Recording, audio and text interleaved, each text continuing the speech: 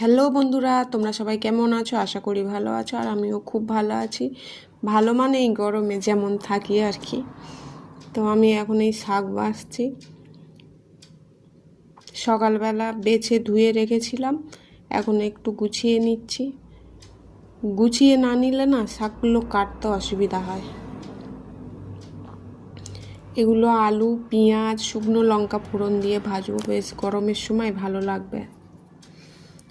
গরমের সময় একটু শাক ভাজা, একটু আম ডাল, এগুলো বেশ ভালো লাগে। এগুলো কলমি শাক, দেখো একদম টাটকা কলমি শাক।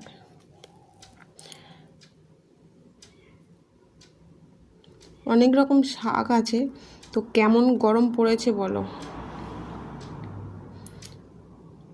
অনেক রকম শাক আছে, আমি কলমি শাক আছে, আর এটা কী শাক বলে আমি ঠিক জানি না, বলো তো এটা কী শাক বলে। এটা ভাজলে ভালো লাগবে। আর এই গরমে তোমাদের সাথে একটু গল্প করব বলে ফ্যানও চালাই।